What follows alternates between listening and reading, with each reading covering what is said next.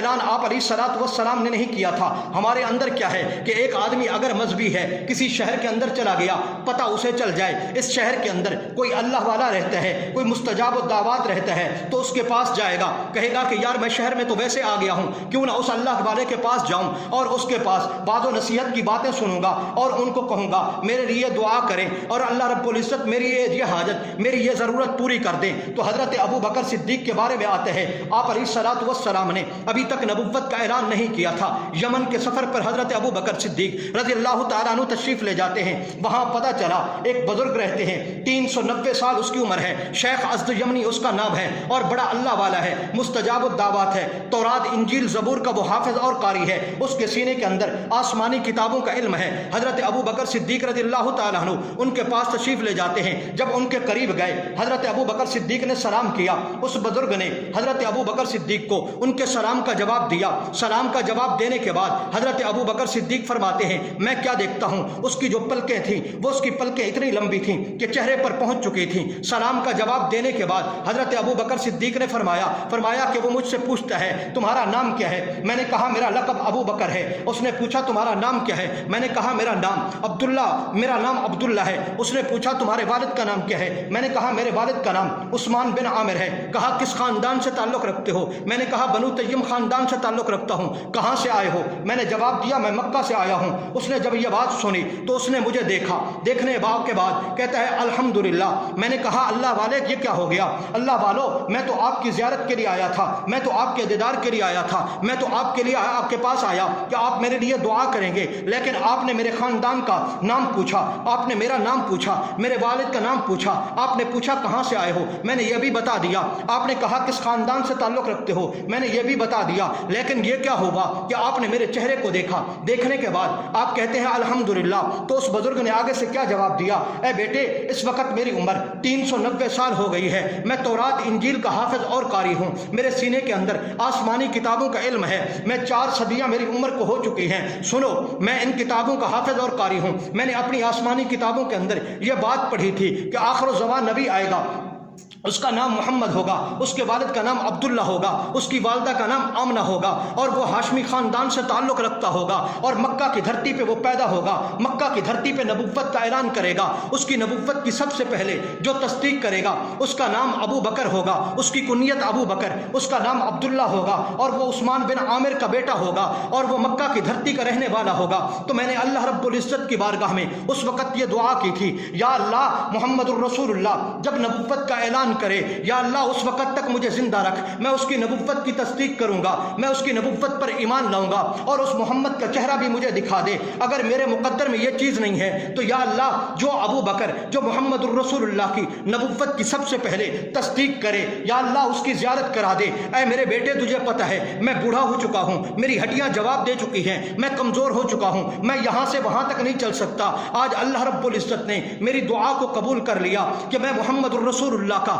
چہرہ تو نہیں دیکھ سکا، لیکن محمد جب نبوت کا اعلان کرے گا اس محمد کی نبوت کی تصدیق کرنے والے ابو بکر کو میں نے دیکھ لیا ہے۔ آج ابو بکر میرے پاس چل کے آیا ہے، آج میں نے اس کے چہرے کا دیدار کر لیا۔ اے ابو بکر سنو، جس وقت محمد الرسول اللہ نبوت کا اعلان کرے تو نے اس کی سب سے پہلے نبوت کی تصدیق کرنی ہے، تو جا کے محمد کو کہہ دینا کہ شیخ ازد یمنی 390 سال کا بوڑھا اس نے آپ کی نبوت کی تصدیق کر لی ہے۔ اور وہ اس وقت حضرت ابو بکر صدیق رضی اللہ تعالیٰ عنہ سے کیا کہتے ہیں؟ اے ابو بکر میں آپ کو ایک وصیت کرتا ہوں کہ وہ کیسا منظر ہوگا جس وقت تو اپنے نبی کو اپنے کندھوں پر لے کر 6000 فٹ کی بلندی پر چڑھے گا۔ اے ابو بکر وہ کیسا منظر ہوگا جب غار کے اندر تو اپنی گود کے اندر محمد الرسول اللہ صلی اللہ علیہ وسلم کے سر مبارک کو رکھ کے بیٹھا ہوگا، محمد کے چہرے کا تو دیدار کرے گا۔ اے ابو بکر میں آپ کو ایک وصیت کرنا چاہتا ہوں، محمد کا کبھی ساتھ نہ چھوڑنا، محمد مال مانگے مال پیش کر دینا، محمد جان مانگے جان پیش کر دینا، محمد وطن مانگے وطن قربان کر دینا، محمد اولاد مانگے اولاد قربان کر دینا، محمد کا ساتھ نہ چھوڑنا، تو محمد کے ساتھ وفا کرے گا، محمد بھی تیرے ساتھ وفا کرے گا۔ تو گرامی قدر سامعین میں عرض یہ کر رہا تھا حضرت ابو بکر صدیق کے بارے میں قرآن مجید فرقان حمید کیا کہتے ہیں؟ فَأَمَّا مَنْ آتَى وَاتَّقَى وَصَدَّقَ بِالْحُسْنَى۔ اللہ رب العزت نے حضرت ابو بکر صدیق کی 3 صفات بیان کی۔ سب سے پہلی صفات یہ صفت یہ بیان کی فَأَمَّا مَنْ آتَى، ابو بکر تو وہ ہے جس نے سب کچھ قربان کر دیا، جان کی ضرورت پڑی جان دے دی، مال کی ضرورت پڑی مال دے دیا، مال تو ایسا دیا حضرت ابو بکر صدیق نے غزوہ تبوک کے موقع پر سارا مال اٹھا کر حضرت ابو بکر صدیق آپ علیہ الصلوۃ والسلام کی خدمت میں پیش کر دیتے ہیں، حتیٰ کہ حضرت ابو بکر صدیق کی یہ حالت ہے، گھر کے اندر جھاڑو دیا، سوئی پڑی ہوئی تھی، وہ سوئی اٹھا کر بھی آپ علیہ الصلوۃ والسلام کی خدمت میں پیش کر دی۔ تو اسی لیے کسی نے کیا خوب کہا اسی حضرت ابو بکر صدیق کے بارے میں کہ اصحاب محمد کو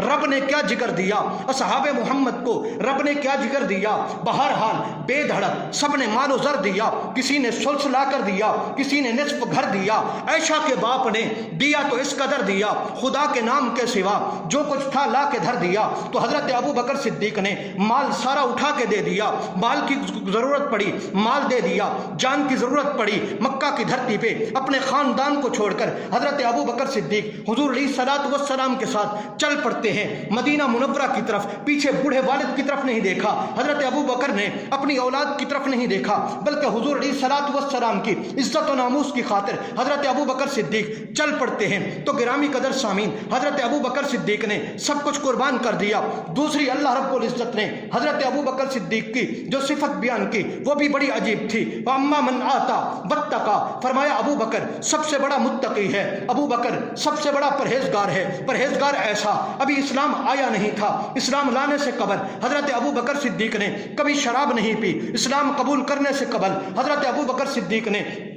کبھی جھوٹ نہیں بولا، اسلام قبول کرنے سے قبل حضرت ابو بکر صدیق کبھی زنا کے قریب نہیں گئے، اسلام قبول کرنے سے قبل حضرت ابو بکر صدیق نے کبھی جوا نہیں کھیلا۔ گرامی قدر سامعین، حضرت ابو بکر صدیق تو وہ ہستی ہیں کہ ان کی والدہ کہتی ہے ابو بکر میرے پیٹ کے اندر تھا، جب میں بتوں کے سامنے جھکنے کا ارادہ کرتی تھی تو میرا ابو بکر پیٹ کے اندر ایسے ٹانگوں کو لمبا کر لیتا تھا کہ میں جھک نہیں سکتی تھی۔ قربان جائیے ابو بکر تیری عظمت کے اندر، قربان جائیے تیری عظمت پر کہ زمانہ جہریت کے اندر بھی تو نے اس بات کو برداشت نہیں کیا کہ میری والدہ بتوں کے سامنے جھکے۔ تو گرامی قدر سامعین، میں عرض کر رہا تھا حضرت ابو بکر صدیق کی ایک صفت یہ ہے آتا کہ سب کچھ قربان کر دیا، دوسری صفت یہ ہے کہ سب سے بڑا متقی ہے، سب سے بڑا پرہیزگار ہے، تیسری صفت حضرت ابو بکر صدیق کی ہے وہ بڑی عجیب صفت ہے، قربان جائیے وصدق بالحسنی، آپ صلی اللہ علیہ وسلم کی ہر اچھی بات کی تصدیق کرنے والا یہی ابو بکر صدیق ہے۔ ارے یہی ابو بکر ہے جس کے متعلق آتا ہے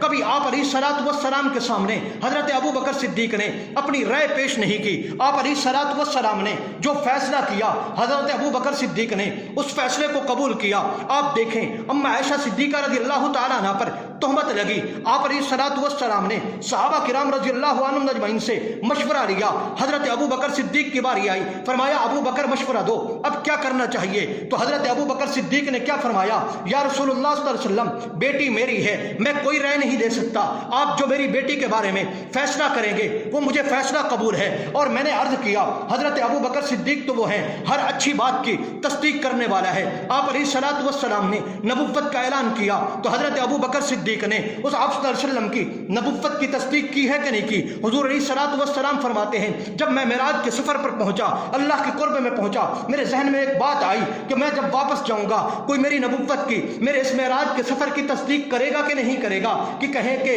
مکہ سے مدینہ، مدینہ منورہ سے بیت المقدس، پھر جنت کی سیر، جہنم کی سیر، پھر اللہ کا قرب، پھر واپس آنا، رات کی تھوڑی سی گھڑی کے اندر کون میری اس بات کو تصدیق کرے گا؟ تو اس وقت غیب سے آواز آئی اللہ رب العزت کی طرف سے، ابو بکر اے محمد گھبرانے کی ضرورت نہیں، ایک شخص ایسا ہے جو آپ کی ہر بات کی تصدیق کرنے کے لیے ہم نے اس کو اس دنیا کے اندر بھیجا ہے، اسے صدیق اکبر کہتے ہیں۔ تو میں عرض کر رہا تھا حضرت ابو بکر صدیق رضی اللہ تعالیٰ عنہ وہ ہستی ہے کہ آپ علیہ الصلوۃ والسلام کی طرف سے اللہ رب العزت نے جبریل امین کے واسطے سے حضرت ابو بکر صدیق کی یہ تین صفات بیان کرنے کے بعد کیا فرمایا، فَسَنُيَسِّرُهُ لِلْيُسْرَىٰ، ہم ایسے آدمی کے لیے جنت کا راستہ آسان کر دیں گے۔ ایسا اللہ نے جنت کا راستہ آسان کیا کہ جنت کے کل 8 دروازے پکار کر کہیں گے اے ابو بکر ہماری طرف سے تو جنت کے اندر داخل ہو جا۔ تو یہ عرض کر رہا تھا کہ حضرت سیدنا ابو بکر صدیق رضی اللہ تعالیٰ عنہ جب حضور علیہ الصلوۃ والسلام کے تشریف لے جانے کے بعد مسلمانوں کے سب سے پہلے خلیفہ بنے ہیں، تو خلیفہ بننے کے بعد حضرت ابو بکر صدیق رضی اللہ تعالیٰ عنہ پوری استقامت کے ساتھ، اللہ رب العزت کی مدد کے ساتھ، پوری قوت اور طاقت کے ساتھ اس جگہ پہ کھڑے ہوئے ہیں کہ جس جگہ پر حضور علیہ الصلوۃ والسلام حضرت ابو بکر صدیق رضی اللہ تعالیٰ عنہ کو کھڑا کر کے گئے تھے۔ اسی لیے تو حضرت سیدنا علی المرتضیٰ رضی اللہ تعالیٰ عنہ نے حضرت ابو بکر صدیق رضی اللہ تعالیٰ عنہ کو خلیفہ بننے کے بعد یہ فرمایا تھا، یا ابا بکر انت قام مقام الانبیاء، آج آپ پوری استقامت کے ساتھ اس جگہ پہ کھڑے ہوئے ہیں کہ جس جگہ پر اللہ رب العزت استقامت کے ساتھ اپنے نبیوں کو کھڑا کرتے ہیں۔ تو گرامی قدر سامعین، میں یہ عرض کر رہا تھا آپ علیہ الصلوۃ والسلام کی استقامت کا یہ عالم ہے کہ جب اللہ رب العزت نے آپ علیہ الصلوۃ والسلام کو حکم دیا، اے میرے محبوب میرا پیغام لے کر لوگوں تک پہنچیے اور جا کے ان کو میرا پیغام سنائیے، تو آپ علیہ الصلوۃ والسلام اللہ کا پیغام لے کر مکہ کی دھرتی پہ ہوتے ہیں۔ آپ علیہ الصلوۃ والسلام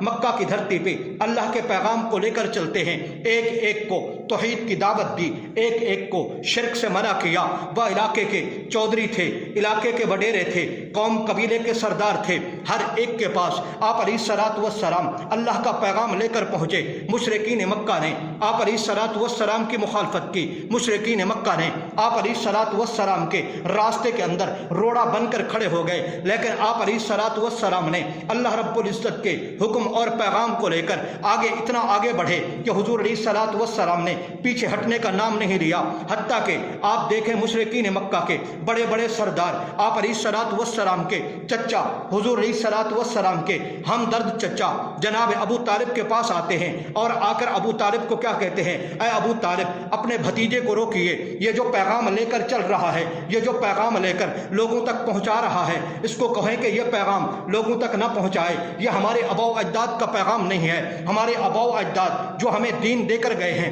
ہم اسی دین پر چلیں گے۔ محمد الرسول اللہ صلی اللہ علیہ وسلم جو دین لے کر آیا ہے ہم اس پر چلنے کے لیے تیار نہیں۔ ان کو کہیں کہ اس دعوت سے بعد آ جائیں، انہیں سرداری چاہیے، سرداری دینے کے لیے تیار ہیں، عہدہ چاہیے، عہدہ دینے کے لیے تیار ہیں، لیکن اس راستے کو چھوڑ دیں۔ تو آپ علیہ الصلوۃ والسلام نے اس وقت کیا فرمایا تھا، فرمایا اے میرے چچا میرے ایک ہاتھ کے اندر یہ سورج رکھ دیں، دوسرے ہاتھ کے اندر چاند رکھ دیں اور مجھے کہہ دیں کہ جس راستے پہ اللہ رب العزت نے آپ کو کھڑا کیا تھا اس راستے کو آپ چھوڑ دیں۔ تو سنو، میں سورج کو چھوڑ سکتا ہوں، میں چاند کو چھوڑ سکتا ہوں، لیکن جس راستے پر میرے رب نے مجھے کھڑا کیا ہے میں اس راستے کو نہیں چھوڑ سکتا۔ تو گرامی قدر سامعین، حضرت ابو بکر صدیق رضی اللہ تعالیٰ عنہ کی استقامت کا عالم بھی دیکھیے کہ آپ علیہ الصلوۃ والسلام جس جگہ پہ حضرت ابو بکر صدیق رضی اللہ تعالیٰ عنہ کو کھڑا کر کے گئے تھے، حضرت ابو بکر صدیق پوری جرت کے ساتھ اللہ کی مدد کے ساتھ استقامت کے ساتھ کھڑے ہوئے ہیں۔ زکوٰۃ کے انکار کرنے والوں کا فتنہ، ختم نبوت کے انکار کرنے والوں کا فتنہ، یہ سارے فتنے تھے۔ حضرت ابو بکر صدیق رضی اللہ تعالیٰ عنہ نے جب یہ اعلان کیا، فرمایا کہ حضور کے دور کے اندر جو اونٹ کی ایک رسی بھی زکوٰۃ دیا کرتا تھا، ابو بکر آج بھی اس سے ضرور وہ رسی وصول کرے گا زکوٰۃ کی، اور انکار کرنے والے جو ختم نبوت کا انکار کر رہے ہیں ان کے خلاف ابو بکر جہاد کرے گا۔ تو اس وقت حضرت عمر رضی اللہ تعالیٰ عنہ نے حضرت ابو بکر صدیق رضی اللہ تعالیٰ عنہ سے کیا کہا، اے ابو بکر حالات ایسے نہیں ہیں کہ ان کے خلاف مقابلہ کیا جائے، ان کے ساتھ لڑا جائے، ذرا نرمی اختیار کریں۔ تو حضرت ابو بکر صدیق کو رب العالمین نے ایسی استقامت عطا کی تھی کہ حضرت ابو بکر صدیق نے حضرت عمر رضی اللہ تعالیٰ عنہ سے کیا فرمایا کہ جبار فی الجاہلیۃ و خوار فی الاسلام، اے عمر کیا ہو گیا، زمانہ جاہلیت کے اندر تو بڑے بہادر تھے، اسلام کے اندر آ کر تم بزدل ہو گئے ہو۔ تو حضرت ابو بکر صدیق نے حضرت فاروق اعظم رضی اللہ تعالیٰ عنہ سے فرمایا، اے عمر سنو کہ میں مدینہ منورہ کی گلیوں کے اندر خون کی ندیاں بہ پڑیں، ابو بکر اس کو برداشت کر لے گا، پرندے آئیں ابو بکر کے گوشت کے ٹکڑے ٹکڑے کر کے چلے جائیں، ابو بکر اس کو بھی برداشت کر لے گا، ابو بکر کی بیویاں بیوہ ہو جائیں، ابو بکر اس کو بھی برداشت کر لے گا، ابو بکر کے بچے یتیم ہو جائیں، ابو بکر اس کو بھی برداشت کر لے گا، لیکن آپ علیہ الصلوۃ والسلام جو دین لے کر آئے اس دین کے اندر کمی ہو جائے، ابو بکر اس کو کسی صورت میں برداشت نہیں کر سکتا۔ تو گرامی قدر سامعین، میں یہ عرض کر رہا تھا حضرت ابو بکر صدیق آپ علیہ الصلوۃ والسلام جس جگہ پہ ابو بکر کو کھڑا کر کے گئے تھے پوری استقامت کے ساتھ حضرت ابو بکر صدیق وہاں کھڑے رہے اور ڈٹ کر مخالفین کا مقابلہ کیا۔ یہی حضرت ابو بکر صدیق ہیں۔ میں نے کہا